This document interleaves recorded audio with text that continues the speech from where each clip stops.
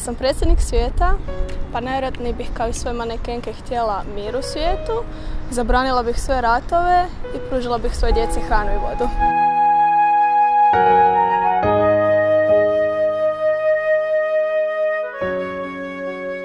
Prvo bih zabranio svima da uopće koristi bilo što životinjsko.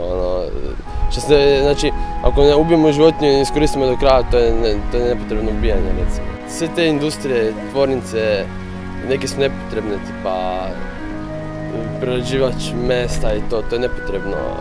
Previše se vode troši na sve, energetski smo totalno neosviješteni.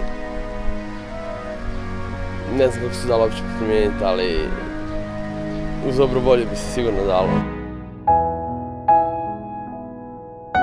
Pa, napravila bi po svojem čefu da sve bude skladno kak spada. Znači, bila bi ko nekakav svjetski Robin Hood tipa.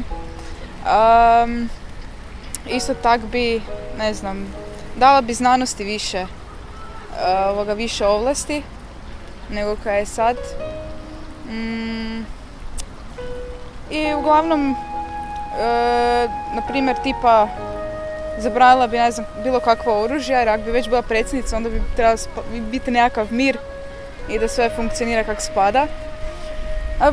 Kaj ja znam. A uglavnom, mislim, ne bi širila nekakav totalitarizam, ali ne bi baš ni dopustila da sad bude nekakvi, kaj ja znam.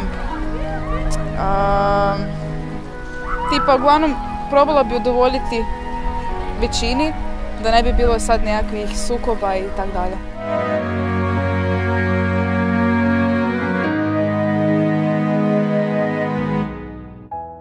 Da sam predsjednica svijeta, ukinula bi granice među državama.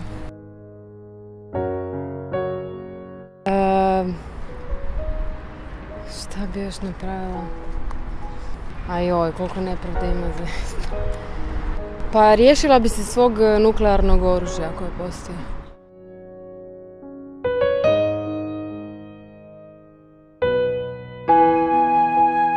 Šta ja znam, ukinula bi stranke i dala ljudima veće prava. Promijenio bih sve vlade u svim državama na svijetu.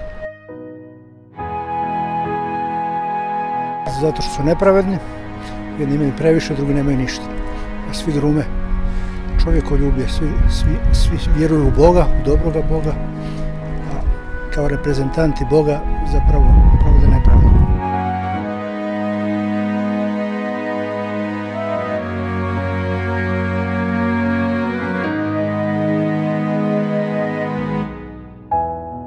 Uzela bi bogatima i podijelila siromašnima. Smanjila bi nekakve ovlasti političarima. GMO, Monsanto ništa, ukinuti, definitivno je dokazano štetno. Znači ja inače dosta vjerujem teorijama zavjere, ali nećemo sad o tome. Znači što se tiče GMO hrane, apsolutno prekrižit. Prekrižit Monsanto koji treba doći u Hrvatsku, zato što je Monsanto. Tu jednostavno postoji hrpa multinacionalnih korporacija koji diktiraju apsolutno sve što se događa u ovom svijetu. Znači kapitalizam je prešao u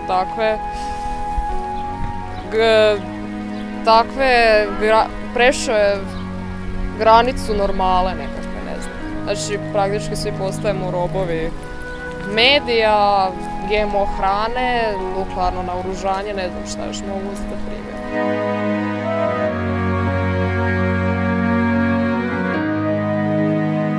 Danas malo ljudi zna uopće šta je priroda, ne bave se uopće takvim stvarima, samo im je bitno zaraditi novac, a novac je najveći manipulator u svijetu. Novac bi zabranio, eto.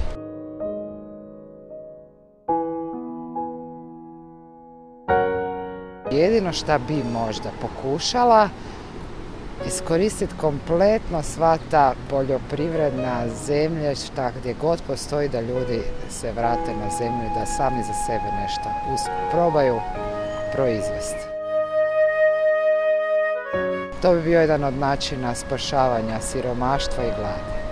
Što znači da sam apsolutno protiv GMO, znači zabraniti apsolutno sve te dodatke, pripravke, jer ima svih prirodnih mogućih zaštita koje se mogu koristiti.